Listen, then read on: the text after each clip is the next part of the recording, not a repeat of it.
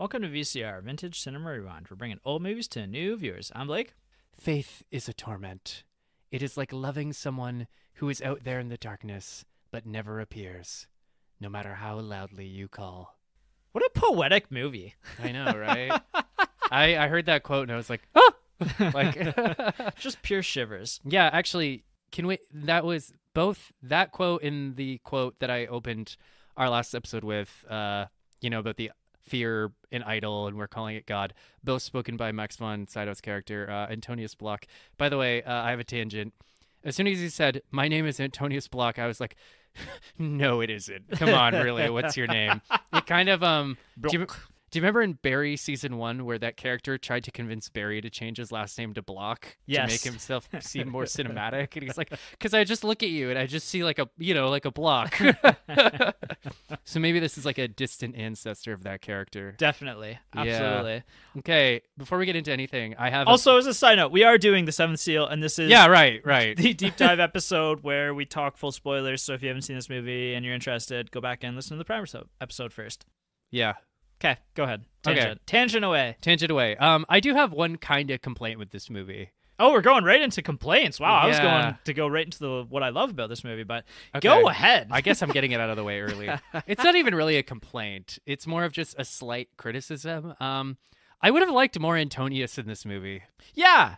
And at the end of I think that's part of a fault of like our expectations. Yeah, and I was going to say that, like, the iconic image is Max von Sydow playing chess with death. Yeah. And, it's like The Hangover 1660. He wakes up on the beach, drunk, and he starts playing chess with death. And then, we kind of dovetail into these other actors. And, like, even from, like, the first 10 minutes, I'm like, wow, we're spending a lot of time on these actors. Yes. Like, where's Max von Sydow? But then I was like, okay, no, it's not unusual for, like, a story to start with the main character. Then we meet some important side characters. Then we go back to the main character. But it is kind of an ensemble cast movie, and there's moments where I'm looking around at all these characters. I'm like, hey, can we go back to Antonius? Like, I really want to know what he thinks about all this. Well, and I almost wonder as well if that's like, there's probably something deeper there into the commentary about like, the focus on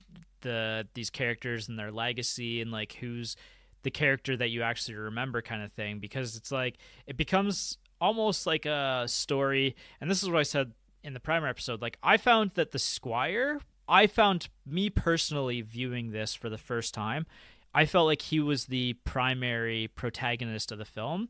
But I think that you could just as easily argue that the theater troupe is actually the primary protagonist of the film. It's an interesting movie because you're right. Like, we kind of just flow between all of these different characters. All these big personalities. Yeah, and Antonius Block feels like, he's the character that we start with. His story does conclude pretty conclusively at the end. You know what it is? Maybe it's not so much that we don't get enough of him. It's that I felt like he was a little bit one note just as a character. Yes. Like, he's whinging and angsting about his demise, which, I mean, fair point. You're literally playing chess with death, right? Yeah. I'd have things to say too. But it's just like, with the other characters, we kind of... No, you know what it is? There's a scene later on where he meets the theater troupe and, like, they're sharing, milk and strawberries and everybody's having a good time. And he kind of lightens up and he's, being cool about things. And I was a little... what a weird way to phrase that. No, I understand what you mean, though. Yeah, and he's smiling for the first time in the movie. Yeah. And I was a little like, where's this guy? I feel like, the whole movie he's having this big existential crisis and, like, angsting. And... Which is really relatable, as a side note. Yeah, totally relatable. But it's just like, can we see more of this guy? Like, I feel like with the other characters, we saw how they would react to different environments. We saw maybe different sides to their personality. But with Antonius, he's a block. I wonder, though, if that's actually serving the story really well, in a sense, because, like, you never grow tired of his brooding and his kind of existential kind of misery, whereas there are definitely characters and stories that it just goes on for way too long. Like, I feel like a lot of Japanese anime kind of does that, where like the main character is just like so hopelessly like depressed or just like bombastically like existential that like it kind of detracts from What the what bigger fucking story. animes are you watching? Although granted, I've only really seen Dragon Ball Z. I don't know, but like Yeah. you know what I mean though? Like I feel like this is a case of like us wanting more is actually maybe a good thing. I suppose I'd rather be left wanting more than being like, all right, that's enough. Like, Yeah. can somebody kill this motherfucker? So Here's the thing is like I liked the Squire the most and I liked his plot threads the most on this watch, but it wasn't like I was ever upset that the theater family was on screen. And I was trying to connect the dots of like, oh, like what is Ingmar trying to tell me here, kind of thing, you know? maybe Like, it's just like the other characters kind of feel like real people, and Antonius just feels very like I almost feel like we ripped him out of the pages of like a Lord Byron poem, you know? Like, yes, it's just I'm so sad about my next and noble. and noble and well, and I guess maybe that's the other thing, and I'm just kind of articulating this now, so don't take it any more seriously than anything else that I say, but like I almost kind of feel like the other characters kind of interact with each other a lot more, and Yes. he's kind of there's something just remote about this guy. Yeah. You know what I mean? Okay, there is that great scene where they're sharing strawberries and drinking milk, and he's being a cool guy, and he kind of has this moment where he's like, yeah, like maybe this is what life is all about, you know? I don't know, if I think about like times where I've been like really existential and like in that kind of headspace, or maybe like a little depressed or whatever kind of thing, like it's hard to connect with other people in those yeah, moments. like you that's kinda pull definitely away. you're in more of like a introverted state, I guess, at that point. And so like Yeah. it doesn't feel necessarily out of place, and I think it serves the story relatively well because of like, you know, where his character ends up, and like how his character finds some meaning at the end of his life, You I know, guess. I always feel like such a shithead when like we review a masterpiece and I go, actually, I didn't like this part of it. But like, far be it for me to lecture Ingmar Bergman on how to make a movie, but just as far as Antonius goes, it was a little like I would have liked more time with this guy, and I would have liked to just know a little more about him. I think the biggest thing about it was the expectation, because this movie has such a reputation as Max von Sydow plays chess against the death that like I literally was like in a state of disorientation and confusion for the first like 20-30 minutes of the movie. I suppose. And well, I think a lot of it, you're right, is the expectation. It's also like at the end when death finally shows up for everybody and Max von Sydow, Antonius starts praying. I did kind of have a moment where I'm like, did we learn anything, Antonius, about anything about life? Like, I just kind of felt like the character didn't really have much of an arc, I guess. I guess the arc is, and I did read about this slightly online, so this is a little bit my thinking, but it is also influenced by a lot of social commentary online about this. There's the moment when he's playing chess and the theater family is kind of getting away, and so he distracts Death. Yeah, there's that. And he kind of finds like that meaning in there of like, okay, like the meaning of my life was to like help these other people continue on living. Yeah, and I guess there's that moment too where they come across the lady who's been accused of colluding with Satan, and we don't actually really see what it is, but he and the Squire kind of slip her something to make her final moments more bearable. Right? There's stuff like that too. Maybe at the end I would have liked for him to have been a little more resolute. I think, and this is the other thing, is like maybe if he were to just say like smile at death and be like, yeah, I'm ready. Like I realized what I was supposed to do. Yeah. And I realized that I was here to help people and I helped people. And I mean, it doesn't need to be that on the nose, but I think this is where watching this movie in 2024 is a little bit more difficult, because we almost have to get more into the feeling of like what watching this in 1957 was like, because I think that this movie, honestly, and this is, I'm going to bring up Yorgos because I told you I was going to. Yep, you sure did. Very shortly, but I think that this is a movie that it's almost borderline like a satire in a sense. Okay. And that's kind of how I viewed it, of like, okay, like we're telling this story that at face level is this, but it's also like very metaphorical, and like there's a lot of like deeper allusions there's a lot of going on. stuff going on. Yeah, there's a lot of like, very literature heavy like ideas in this. And I think that, in 1957, this is 10, 12 years after World War II ends. And like, Ingmar Bergman was in Sweden at the time, and he actually was a Nazi. Like he like What? yeah, he like actually thought Hitler was a good guy for most of the onset of World War I, and then he actually had some experience with the Holocaust and changed his tune after that and had to reconcile with the fact that he was the baddie. Wait, did he fight in World War II on the Nazi side? You'd have to look into like more of the history. Like he didn't fight necessarily, but he was definitely involved. Yeah, I think I read somewhere that like as a teenager he idolized Hitler.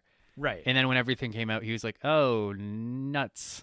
I don't want to get like too deep into like his story kind of thing. Perhaps we shan't. But like what I guess where I'm going with this is that, this is 12 years after World War II, and everybody's kind of reconciling with coming back from a war, coming back from the Crusades here, and just like reconciling with your existentialism and did what you did actually matter, and like what is the meaning of life after all of this death and destruction and everything. And like I think that heavily influences this movie, and we're just so far removed from that time period that I think there's something a little bit lost in that. And where I'm coming to Yorgos is I just watched The Lobster. Obviously, like Poor Things was really famous this last year, but I just watched The Lobster for the first time, and like, it's a movie about contemporary dating and like what it's like being on dating apps and like the expectation of society to be in a relationship and all of this stuff. And like I was kind of watching it thinking like, in 50 years, is this movie going to be as challenging to watch and understand and conceptualize as something like The Seventh Seal? And like I think that they're both kind of a satire in some regard, and like kind of dealing with some really heavy like existential subjects. And like I don't know, I think it's almost like you have to be there to fully grasp what's going on in these kind of movies. Kind of, yeah. I suppose there's a lot of different angles you could take with it, like if I can get personal for a moment, I'm feeling a bit like, I'm in a rut. I'm about to turn 32. I'm between relationships. I'm kind of partway through a new career, and I'm feeling a little like, I don't know, like where am I going? Who am I becoming? And like, I'm looking over my shoulder at my 20s being like, what did it all mean? Right. What was it all for? Oh, so I've like, definitely been in that place too. Yeah. So like, when Antonius is, they don't really get into the Crusades too much, but they seem to imply that like a whole lot of no goodness happened. And yes. Antonius seems kind of just broken and weathered by the whole thing. Yep. Yeah. There's a lot of different angles you can go with that for sure. Yeah. And that's kind of where I think that side of things is really interesting, and like there's a lot to talk about with all of that.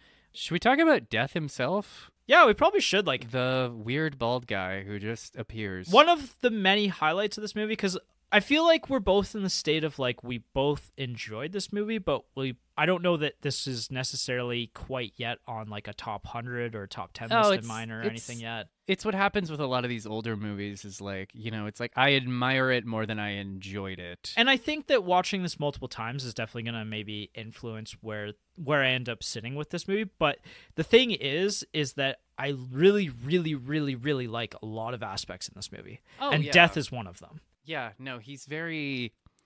I do love the understated performance and how he just appears at different points. And yeah.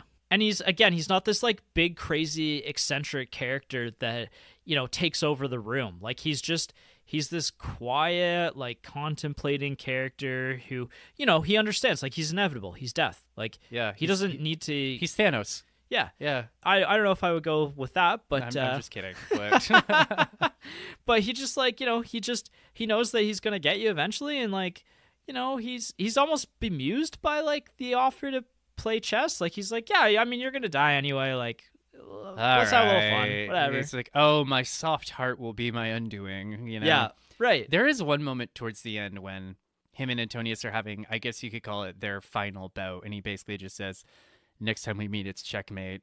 Yeah. And Antonius, Mr. Block, says something like, next time we meet, you're going to give me my answers. And Death just very calmly says, I have no answers. Right. Yeah. Mr. Block says something like, you mean you don't know anything? And he just says, I am unknowing. And I remember thinking like, damn, that's fucking chilling. Yeah. And then I thought about it. I'm like, does Death know what happens after? Yeah, maybe yeah, not. like maybe he doesn't. Like maybe that's an interesting angle, you know, just a Grim Reaper type who doesn't actually know what happens after death. And doesn't care either. No, yeah, he doesn't. You know, I was thinking, if I can derail this podcast again, like, do you care what happens after you die? And that's such like a deep question. Like, do you mean in the sense of like what happens to my body, or like what happens to my mind, or like I guess whatever all of the kind above. of thing? You know, right? like I don't know. Like I don't even know if I have time to answer that question. I don't know that I tonight, do either. but- I haven't really considered it, but like, I don't know that I really care what happens after I die, like spiritually or physically. But I mean, I'm sure my tune will change as I get older and like have kids and stuff. But I think one aspect of this is that I also really like about death and how he's portrayed in this film is also just how like casual and like expected it feels. Like, you know, his appearance isn't met with like some like big like gasp or anything. yeah. It's just like, oh, like death is here kind of thing. And I think that since this movie was made, and maybe also part of the purpose of this movie is to remind us of the inevitability of death, but just like since then, I feel like over the last few generations, we've become less and less connected with the idea of the reality that we're all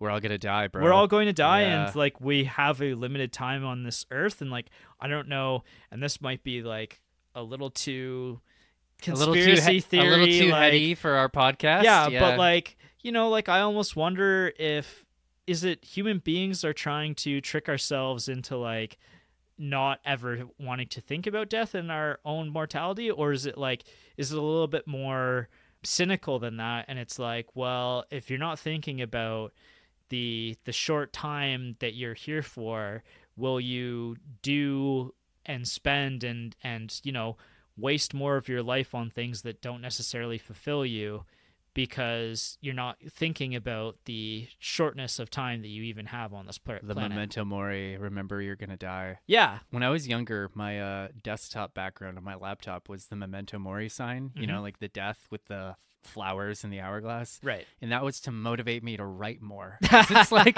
hey man, you're gonna die. You got to get those words on the page, right? Yeah.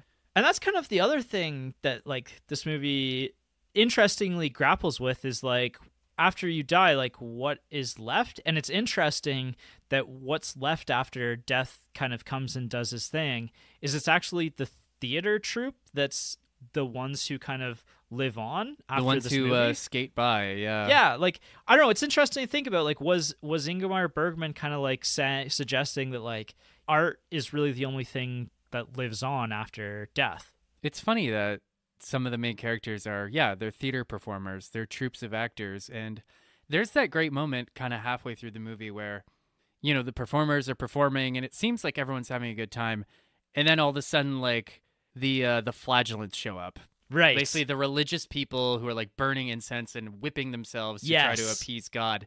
And it's very much, the tone is very much like, shit, and we were having such a good time too, right? It was because like the movie up until that point is almost like goofy and lighthearted, and then it's like, remember, death is ever present. Yeah, but it almost, for me, that scene seemed to imply it's like maybe there's more value to be found in art than there is in like rigid religious doctrine. Right. Yeah, absolutely. Like, I actually really, really loved one that was included in the film, and B, just like how, like you said, it's like kind of lighthearted and things like we're almost like having fun for a brief second, and then there's that they come in and it's like this is heavy again. Like, this is actually like, you know, don't forget that this movie is ultimately about death and about religion and like and all of this sort of stuff kind of thing. Yeah, for sure. I just want to point out that in that first scene where Antonius first meets Death, he kind of says to Death, like, I know that you like playing chess. And Death's a little surprised, like, how did you know that? And Antonius just says, I saw it in paintings. And then Death just kind of like, he just shrugs. And I was like, hey, there's a story here. Like, who survived a chess game with you and is painting it or on churches, right? Anyways, I had to put that in. It's like Tenacious D and the song Tribute. Yeah. When they played against the devil and they won and they made the best song ever, but they can't remember it. So this is just a tribute. This is just a tribute. Yeah, for sure. Sorry. Weird tangent, but no, it's always weird tangents when it's a Michael episode. But anyway, other stuff that I loved. I also loved like the time period that this movie takes place in, because I feel like we don't get enough of like this specific moment in history of like, the other thing I should say at this point too is that this movie isn't technically all that historically accurate necessarily. Like there's a long list of anachronisms. Yeah, which is fine. And honestly, a lot of it, like a lot of stuff, and this is what I was saying before, but like us putting like modern day contemporary ideas and thoughts and stuff. But that aside, like a lot of stuff that happens, or like the historic kind of aspects of the movie, they actually do happen in different moments in human history. It's just like, it's not all happening in like one 10-year span. Like this stuff kind of like took place over maybe 200 years, like different aspects of this movie. Like witch burning kind of stuff happened like a little bit later than the Black Plague did. And like the Crusades happened a little bit earlier than that. And like, so it's kind of like, you know, we're merging some different ideas and some different eras of humanity together. But on that note, like I still really like that, you know, we're setting a film during a period that's, you know, probably one of the most impactful moments in human history is like the Black Death, and like half your village or like 75% of your village might just die. Yeah, like, you know, next year. I really hate to say this, and I acknowledge how offensive this might be to some viewers, but like, you know, when you read about the Black Death and then you look at COVID, you're kind of like, you know, as far as plagues go, I think we did okay. We got lucky. We got pretty lucky with this lucky. one. It wasn't as bad as it could have been. Yeah. I'm about to knock on wood. Knock, knock. But even on that sense, too, like, we have to somewhat be thankful for, you know, our place in history, like modern medical advancements and stuff like that, to, like, the fact that things couldn't have or didn't get worse necessarily either.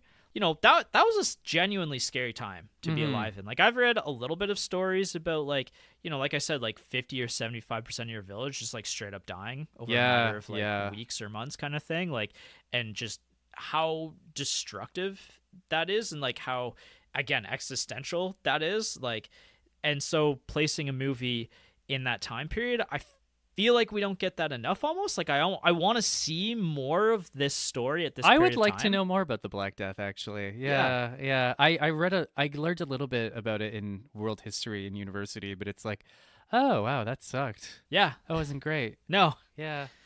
Actually, on the note of kind of what I'm saying, like the Dance Macabre, the Dance of Death. Yeah. You know, when that's being drawn in the church, and then later on when it's referenced at the very end of the movie, like I consider that basically the epilogue of the movie. Yeah, that was pretty cool. Everybody just dancing away. Yeah, that actually is something that dates back specifically to the 14th century. Like that's when that idea was actually painted and put in churches, and even just like the meaning behind it. Like I was reading into the Dance of Death and what the meaning behind it is, and it's just like a reminder of like the fragility of life, and that there's an inevitability. There is like a defined ending that none of us can avoid.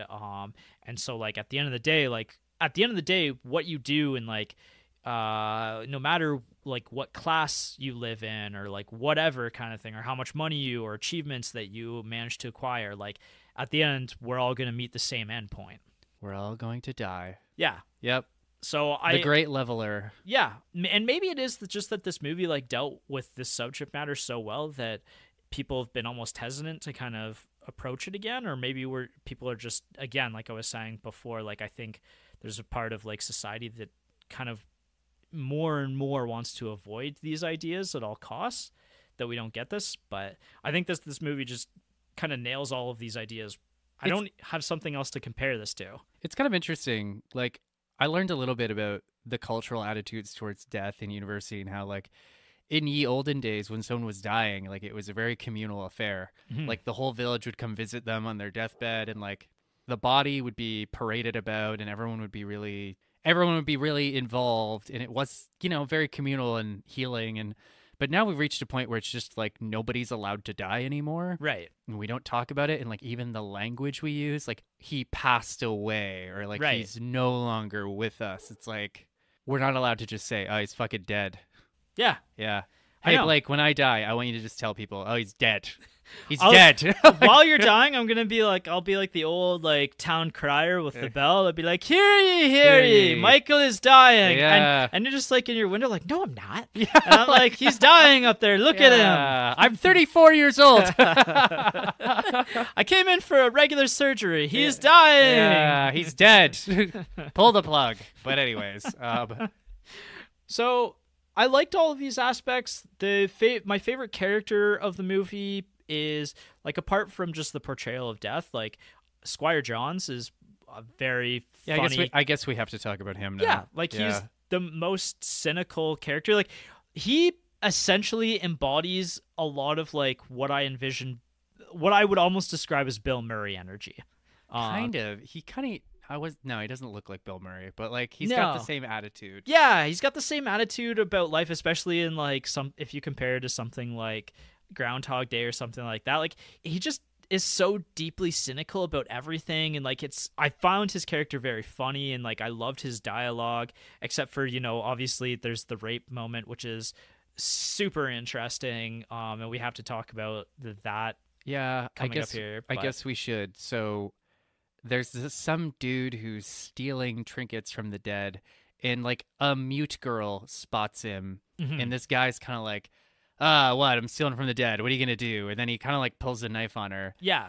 And he's, like, going to rape her, basically. Basically. But then Squire John shows up, and he's like, turns out this grave robber or this pillager. Yeah, who's a doctor, actually. Right, who's a doctor, actually convinced him and Antonius to join the Crusades 10 years ago. So then they kind of fight, and John says, like, if I ever see you again, I'll shiv you up real good. I'm paraphrasing. Yeah. But, and then he looks at this mute girl, and he basically pulls her to his arms and kisses her.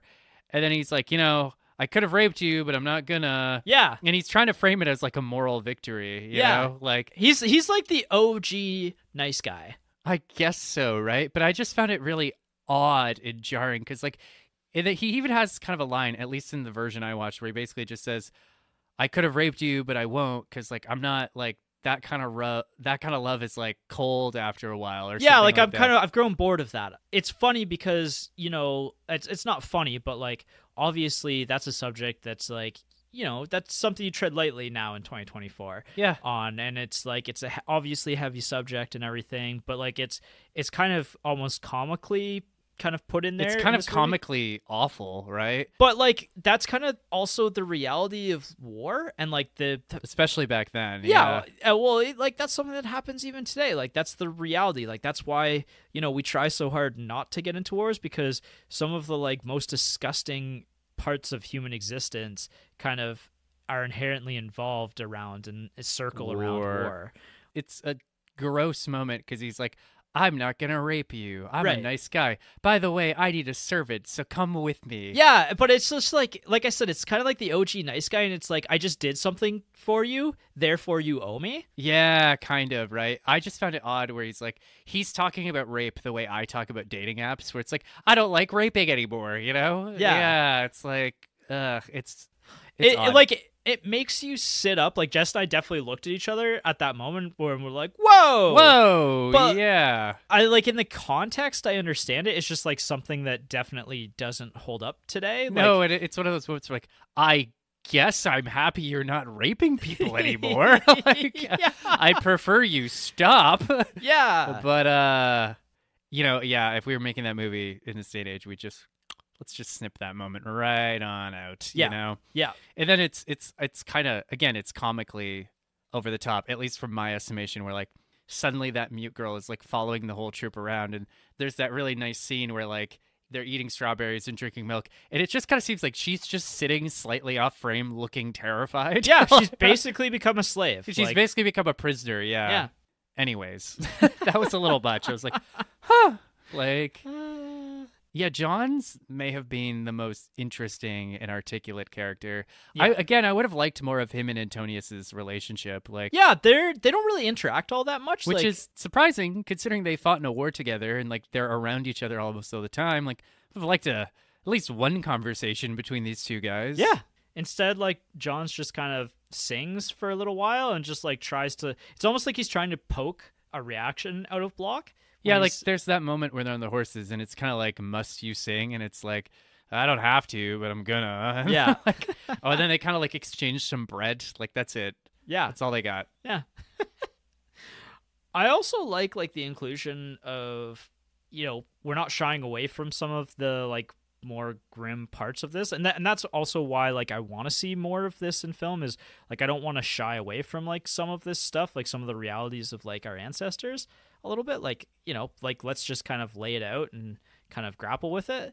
And again, that's even a commentary on death as well. Like it's a question of like, you know, we've kind of tried to push death under the rug, and it's like maybe that's not healthy. Maybe we shouldn't push death under the rug. Maybe we should let him out of there. Yeah, just like the idea of like burning this woman at the stake just for the fact that she's obviously like very mentally checked out. Yeah, that was interesting. So they think this woman has been consorting with the devil and that she's partly responsible for the plague, so they're going to burn her alive. Yeah, and so Antonius is like, oh, like you must have met the devil then, like, and he's like, you know, I'm a bit of a death novelist myself. Yeah, kind of. He's like, I would ask the devil about God. Yeah, and she just kind of like shrieks at him. Yeah, kind of, and she's not making a whole lot of sense, and later on, she's like, like the devil told me that the flames won't hurt me, and blah, blah, blah, blah, blah, blah.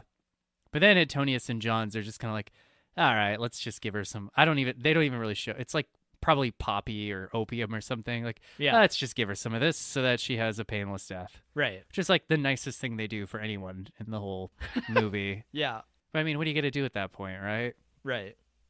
I was speaking about like parts that made me laugh a lot too, like the scat, one of the theater troupe guys faking his own death, was one of my favorite moments of the whole movie, where he just like convinces the smith that he's just not even worth the time to kill. Yeah, and then stabs himself in the heart. Yeah, he stabs himself in the heart, and then I'm like, oh, he took like that's totally a fake sword. Yeah, and then it's literally like a fake sword that just like he like lets it go out of his hand and it just kind of like it's like a trick out. Knife. Yeah. Right, but then he climbs a tree and then Death starts sawing down the tree. Yeah. That was an odd moment. Here's the thing, though, is again, this is a little bit being removed from this time period. And, you know, I just recently was in Scotland and I was reading about, like, the wolf situation in the UK and stuff like that. And just, like, you know, how dangerous it was for most of human existence, like, out in the wild. Wolves. And just, like, you know, a character like that might have actually just climbed a tree because he was afraid of wolves or bears or whatever, and that was where you slept at night if you had nobody else watching over your shoulder for you. Just up in a tree, yeah, I guess. And then Death comes and saws it down. Yeah. There was that funny moment where he's like trying to negotiate with Death, and he's kind of just like, but like I have a performance. And then Death just says, it's been canceled because of a death. Like, if I can go back to Terry Pratchett, there's a great moment where this like really prissy and like really uptight like curator of a museum dies. Mm-hmm. And he turns a corner and he sees Death, and Death's just, you know, like, I'm afraid you have to come with me. And the museum curator, who like is so obsessed with his work that he doesn't even realize that he's died. He's like, no, I'm too busy this week. I got this exhibit coming in. I got ready for this exhibit. Like, why don't you come back in like 2 weeks and we'll talk about it? And Death has to be like, no, like really, you have to come with me. Like, right. Yeah. It's good. I don't know. That's kind of like the big thoughts that I had around the story and everything. Like, is there anything else you want to talk about story-wise? I did appreciate that. So there's the guy, the one performer, the juggler, who apparently has visions. Yeah, and he sees like the Virgin Mary and Jesus at one point. Right, and his much younger, much hotter wife is just kind of like, yeah, sure you did. And then like, it is kind of interesting how like all these characters sort of just end up traveling together. Yeah, right? It's almost like, you know, like a found family kind of thing, I guess. But then the guy, I forget his name, he wakes up and he sees Antonius playing chess with Death, and he just does the sensible thing and gets his wife and child the hell out of there. Right. And Antonius kind of like distracts Death to like buy them some more time, and he kind of frames it as like that's the one something he did that gave his life value, right? Yep. That he allowed them to escape. I think that even in that moment too, like I really like how that scene kind of plays out, where Death is obviously beaten Antonius, and Antonius kind of just like one last ditch attempt kind of like knocks over some of the pieces, and they just kind of look at each other like, and he's like, I don't remember where they were. Yeah. And Death is just like, I remember. Yeah. Like, yeah. Death's probably like, you think you're the first motherfucker to try that? Like, yeah. Well, but Antonius, like, even like the look on his face at that point is just like, you know, I had to try. Like, yeah, kind of, right? There is an ensemble cast, and like all the actors in the writing does a serviceable job, but like I didn't find the ensemble quite as interesting as Antonius himself. Like, there's a lot that happens in this movie, but I was more like, Well, and that's also maybe why this movie gets remembered as a knight plays chess with with death. with death, is because that is the most kind of memorable part of the movie at the end of the day, right? Like, it is the most visually arresting part of the movie. It's something that, like, I'm gonna remember them playing chess on the beach kind of together. Like, I'm gonna that opening spot. Whereas some of the other stuff, like, I watched this movie like 2 days ago, and I'm struggling to remember all of the moments that include, like, the theater troupe. There's something about, like, a blacksmith whose wife left him and all that stuff, and Plog the blacksmith, and I'm like, all right, like, cool. Which is almost somewhat ironic, too, that, like, I'm kind of blanking on some of those moments from this movie, even though, like, there is potentially, like, some commentary about art living on. There's a lot of things in this movie, right? Yeah. I did like the final scene where they're all having dinner together, and Death just shows up unceremoniously like he does, and they all just kind of react in different ways, and they all introduce themselves to Death, you know? And then the mute girl squats down and says, "It is finished." Yeah, it's very biblical. Very biblical. Yeah, there's a lot of biblical themes of this movie, isn't there? I'm just putting my finger on that now. Wow. Now, eh? Hey. And then, of course, that final shot of the Dance of Death, which apparently I did do a little research. That wasn't even the actors. No, it actually, like, Ingmar Bergman had let everybody go for the day, and then he was like, "Oh my God, that's a beautiful cloud right there. I must film it." Yeah, and I guess he just got, like, crew members and like tourists to just like try dress to up. Yeah, just to, like, put on the costumes, and they all danced the night away. Yeah, and it becomes one of the most iconic frames of film ever. I guess sometimes a flash of inspiration strikes you, and you have to just be like, "Oh, got to do this." But that's the thing, though, right? Like, that's why these guys are the professionals, the best of the best. Like, Ingmar Bergman is considered one of the best directors of all time, and, like, it's something like that where it's like, oh my God, like, I see this just played out in front of me. Like, you create this out of nothing. Yeah. I do like the idea, though, that there were tourists in that shot too, and Ingmar Bergman would be like, "You two, how would you like to put this costume on and go for a dance with me?" Oh my God, if I was asked that, like, I'd be like, absolutely, just tell me when this is going to be released and how I can see myself. And, like, I'm such a people pleaser too. If someone asked me to do that, I'd probably just be like, "Yeah, okay, sure." I would jump on it, like, yeah, oh my wait, God, and I'd be like, "Wait, what am I doing?" All right. As a side note, I saw Christoph Waltz in Toronto, like, 6 months ago when he was filming. Yeah, you did. Yeah, when he was filming the movie for Guillermo del Toro in Toronto. Turns out that Guillermo del Toro is now filming in Edinburgh, and we walked on the set of where they're filming there as well. So now I've been to 2 of the sets of where Guillermo del Toro has been basically, filming. Blake, what you're saying is that you're stalking Guillermo del Toro. Yes. You're just not doing a very good job. I need to see this movie because I've been in part of it. Yeah, maybe there's going to be a shot of you in one of these movies. Yeah, looking confused, slightly off screen. It's like, is that him again? But Blake, yeah, who is this guy? Sequels, prequels, and reboots, and, like, also kind of mixed in with effects and filming here. Like, this was originally conceived as a play. Ingmar Bergman wrote it. It actually was first performed over the radio instead. Interesting. Yeah, and then it became a play. Like, he kind of rewrote it, and then it did have, like, a brief period where it was in theaters, and then he actually rewrote it about 5 times to get it into the film form. Oh, good for him. Yeah, and he was given 35 days and $150,000 budget to film it. And that was his 17th movie at that point already. He had a micro budget for his 17th movie, which is wild, but also kind of inspiring if you're, like, I guess it just shows that, like, even if you are a household name, and, like, we were just reading about Megapolis, fucking, what's his name? Francis Ford Coppola's new blockbuster. And it just goes to show, no matter who you are, if your ideas are too out there, the studio is still going to be like, oh, yeah, absolutely. I don't know, man. I don't want to lose money on this. Yeah. Which is funny because that's always, like, the movies that do the biggest and the best and go on to become, like, the most iconic, right? I mean, not always. Not always, but, I mean, the Survivor Bias. The Last Temptation of Christ was shot in a similar way, and we both had feelings about that. That's true. I still remember watching that movie at my mom's house because I was visiting. I was out of town and thinking to myself, "Oh, Blake's not going to let me live this down for picking this fucking movie." It wasn't bad. It was just have to revisit it to I mean, fully if you've understand ever it. wanted to see Harvey Keitel kiss Willem Dafoe, there it is. Oh God. Also with the the radio play, so it's been translated as a painting on wood, and the death is actually represented by silence, mere nothingness, mere absence, terrifying the void in the radio. That is pretty scary. Yeah. Actually, that's a bold swing. Just, oh, look, it's death, and it's just Quiet, brutally dead, dead fucking sound in the radio. silent. Yeah. And the inspiration for this movie actually comes from Kurosawa movies, which is kind of neat in a sense. That is kind of neat. I actually was wondering if like part of the legacy of this movie is the Chewbacca noise, because the one character does like a Chewbacca noise, like the Does one he? theater guy. Yeah, when he like wakes up and he kind of yawns, he makes a Chewbacca noise, and I was like, Kurosawa, Seven Samurai connected? I think not. No, we needed some Foley. We took it from a Kurosawa movie. Yeah. Right to Star Wars. It's Woo. all connected. It's all. I'm just like that Charlie Day like picture where I'm. It all pointing goes back to Star Wars. There's Yeah. like all the like strings connected to things, and I haven't slept in a week, and yeah. Yeah. Guys, if you've ever wanted to know what being friends with Blake was like, it's a lot like that. It's a lot like being Mac in that scene.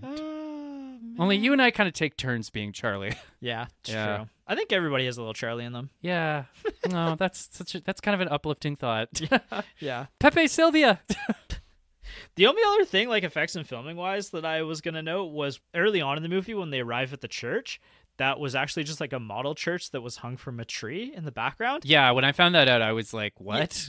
To me, I was like, that felt obvious. Like I actually I wrote that down. Like I had to look up how that scene was filmed, because it did kind of look like a little prop thing hanging there almost. Like I thought it looked, maybe I'm just gullible, but I thought it looked kind of convincing. I didn't think so. I Okay. kind of there was something not right about it that to me I was like, I'm gonna have to look that up, because it just looks, the dimensions, the sizing, the framing, that kind of took me out for a second when I watched that. Maybe that's why I shouldn't have pursued my dream of being a director, because it just meant if I just slap like a cross on it, I'll be like, this is a church now. The audience will buy it. Legacy of this movie, it's, I mean, considered one of the greatest movies of all time. It's Yep. Right now it is number 215 on the IMDb top 250 list, and it's number 92 on the Letterboxd top 250 list. I want to start doing more Letterboxd stuff, so I'm gonna What try the to highlight. fuck is Letterbox? How do you not know what Letterboxd I'm is? teasing. I'm kidding. I'm half kidding. I know what Letterbox is. It's also, like one of the most celebrated movies of all time. Like it's on Ebert's greatest movies list. It's like, on so many lists of like top 1,000 movies of all time, top 100 movies of all time. Like the portrayal of death is widely celebrated. It kind of has just become like the definitive representation of death. Like I honestly can't even think of another film or show or anything that quite portrays death in a more memorable way. I'm a big animation fan, and Puss in Boots 2 came out a couple years ago and shocked everybody by being shockingly good. And it's kind of a similar plot in the sense that Puss is at his last life and he is faced by death himself. And it kind of goes through a similar sort of thing, right? Yeah, it's a good movie. Really, it's a good movie. So maybe that'll be something we work on. I guess we can't do it on this podcast. Maybe it'll appear in my top 5 of this year. Interesting. Yeah. Did you watch it for the first time this year? I did, and it was really good. Yeah, by the way, there's nothing quite so humiliating as being like a single 31-year-old man watching a DreamWorks movie on your phone by yourself. But I was just like, this is good. I'm having a good time. I think this year's my top 5 is going to be a little existential in and of itself, because like I feel like I'm in this weird zone. As of recording, it is September 16th, and I feel like a lot of the movies that we've done on this podcast are either movies that I absolutely loved, that I've seen multiple times, that are on my top 100 list that I can't pick for my top 5, or they're movies that were really good that, like they didn't profoundly affect me necessarily. And I would say actually that, The Seventh Seal is something that I've been thinking about a lot, and maybe there is a little bit of profound thought that I've had since watching this movie, but yeah, it's still not gonna be a movie that ends up on my top 5. So then I'm kind of in this weird state of like, we haven't quite found like a ton of top 5s. I think I have one top 5 movie directly from our podcast at this point, And then otherwise, like, in addition to that, this year, because we're kind of year after the writing strikes and the director strikes and everything, I feel like this year's also been kind of a weakish movie year. Like, I haven't been genuinely upset about movies, but like I also haven't found like a lot of, there's not a dozen movies that are competing for my top 5 movie list right now. There's really not. There hasn't been much this year, has there? I mean, there was Dune Part 2 in March, which I never saw. But then other than that, there was like, I guess Wolverine and Deadpool was probably like the only guaranteed hit of the year. Yeah. And so like I'm in this weird state of like I'm going to start looking at my top 5 and considering it, but I actually don't know where it's going to end up. Like I might end up, oddly enough, ending up with some 2023 movies that I've watched for the first time in 2024 being on my list, and then like that feels like a weird cop-out, but at the same time, like that is really when I watched a lot of those movies, like Godzilla -1 or Godzilla -1 was really good. I really wish I could have seen it with you in theaters in January. Or like but something happened and I can't recall. But even like like we've already talked about Yorgos Lanthimos, and like Poor Things was good too. Yeah, Poor Things was incredible. I loved Poor Things. I'm glad I saw that in theaters. We have a mutual friend who I won't name, but who isn't really that into movie. Like, he's not really into challenging movies, and he told me that him and his wife started watching the movie at home, and they turned it off after 5 minutes. And just knowing this friend as well as I do, I was kind of just like, yeah, probably a good call, man. like this just, I love you, but that wasn't for you. Yeah. That movie was not for you. Yeah, Jess bounced off that one pretty hard, but I bounced on it pretty hard. I did too. That sounds weird, but especially in the context of that movie. Hey, nothing. It's only weird if you make it weird. But anyway, very tangential. Personal reviews on The Partner Factor. I guess it's coming back to that. Like, I really like this movie, but like, I need to watch it again. This is a movie that's very challenging, that I feel like I didn't fully grasp everything. I feel like also, my expectation was one thing because of the legendary status of, what the opener of this movie is, and like the idea of death personified and everything, that like, it didn't quite match my expectations. So therefore, my brain's kind of doing this other thing where it's like, where's what I'm thinking this should be? And like, I almost, now that I've seen it, I know what to expect, I can watch this with like not a blank slate, but like a blank slate of expectations almost, because I know what to expect, and it's like, and now when I watch it, knowing what to expect and also getting what I expect is, I think, going to enhance the viewing experience of this Enhance. one. Yes. Yeah. I get what you mean. I get what you mean. I don't know that I'll ever watch this movie again. Maybe when someone dies or I get sick or something. So yeah. That's fair. It like, I don't know if you're a big like live action play theater kind of guy. Like, I feel like I've seen probably more live plays than you have. Whoa, in my what life. a flex. Blake has seen more plays than me. Yeah, probably. Like, I've probably seen like 5 plays in my entire life. I would like to see more, actually. Yeah. Actually, like, I've thought about maybe getting into stage acting. I've probably in my life seen on average about maybe just under 1 play a year. Like, okay, I didn't know that theater. about you. Yeah, I genuinely like going and seeing plays in theaters, and like even I've seen some really cool musicals. Some of them aren't like generally like mainstream musicals. Like, I once saw this like Irish metal musical about the Black Donnellys, which is like a really famous story around where you and I live. This is the first I'm hearing. Oh my god, it was fantastic. Okay, it was legitimately one of my favorite plays of all time.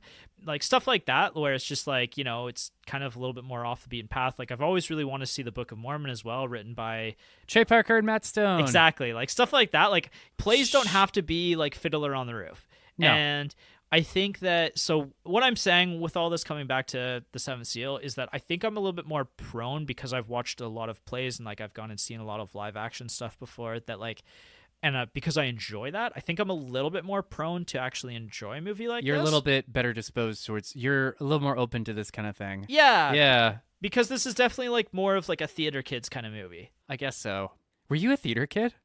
I would say I was like not quite a theater kid, but I was like almost borderline. Like, I took part in all the plays at school, like growing up. Like, I always wanted to be in them. I think as I matured into like a teenager and got like older, I started to realize that like, because of the way that my brain works, I feel like I'm not actually all that good of an actor, and I kind of recognized that over time. Okay. Like, and I was involved in all these plays, and I kind of recognized over like this time period in like that kind of late teens area that like, I'm probably not that good of an actor, and like I'm not actually like, I feel like I'm not always able to get into like the shoes of another person necessarily. Okay. But I think that I was always drawn to it because of like the artistic, like I think that I have, because I've got a more big picture brain, that like I've always been drawn to it. And like, but growing up, you see the actors, right? Yeah. And movies are about the actors, It's about the acting. It's about the performances. stars. And as I got older, I started to realize that like I actually cared more about the direction and like, and the cinematography and stuff like that. And like, that's what I kind of understood myself. Like, that's how I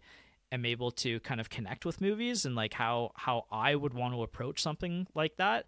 And so in a sense, maybe to kind of round this out, like in a sense, I always maybe wanted to be a theater kid, but I actually don't connect with that You're in the same way. not a real theater kid. I'm not a performer in that sense, like my performance is a little different. And like, if I was ever able to get the opportunity to like enter the film industry in that sense, like it would be behind the camera. Yeah, no, I get that. Interesting. I wrote a short film and back like a few years ago, and a friend of mine from film school were going to shoot it, and I decided I wanted to play the main character. So like I took a bunch of acting classes with this acting coach. It turns out I can't really fucking act either. Like, no, it's hard. It is hard. It's hard. Like, it's very hard. Like, it looks easy, but it's so fucking hard. And like, I think maybe as I've gotten a little older and I'm a little more relaxed, I could maybe do it better now. But like, I remember being like 26, 27, being like, fuck, like this is hard. Like, yeah. And I'm not, So anyways. Yeah, that's exactly it. Yeah, like, yeah. So we're very anyways, we're all like... gonna die, so and don't you forget. Yeah. And that maybe that's also why I'm predisposed to like this, is like I'm a big fan of the band called Ghost, and there's a song that is literally about death and not forgetting that you're going to die. The literal chorus is something along those lines, like, don't you forget about me, don't you forget about death. Yeah, I'm coming for you. Yeah, I don't know, there's something cathartic in that almost, like once you come to accept it, like, and you kind of taken that into account and like put that into perspective of everything else you do in your life. I feel like there's a long period in my life where I was really existential and really afraid of that stuff, and now I've kind of come to accept it, and kind of I feel like I live a better life because of it, and because of like directly confronting it instead of just like trying to fuck this shit. Yeah. So maybe there's a lesson there. I don't know what the lesson is, but well, what did we learn here? We learn not to do it again. We learn not to do it again. That's from a movie called Burn Notice. Ooh. And will that be on your top 5? No, but it has maybe the funniest ending punchline of a movie ever, which is basically that. It's a Coen Brothers movie. Burn After Reading. Sorry. Burn After Reading. Yeah. Okay, I know what you're talking about. Yeah. Huh. Maybe one of my favorite endings of a movie. Hey, actually, I thought of something we could end this with. Okay. So just because we've been so morbid today, I found a quote from Lord of the Rings about death that I'd like to read to you all. So this is Pippin and Gandalf, right? Okay. Pippin says, "I didn't think it would end this way." And then Gandalf says, "End? No, the journey doesn't end here. Death is just another path, one that we all must take. The gray rain curtain of this world rolls back, and all turns to silver glass, and then you see it." And Pippin says, "What, Gandalf? See what?" And Gandalf says, "White shores, and beyond, a far green country under a swift sunrise." And then Pippin says, "Well, that isn't so bad." And Gandalf says, No, it isn't." Tell your dad. Tell your dad. We'll see you next time for... Subscribe to our Patreon for more photos of my penis. Mask of the Phantasm. Absolutely never. Never. It's a different Patreon. All right, we'll see you next time. Bye.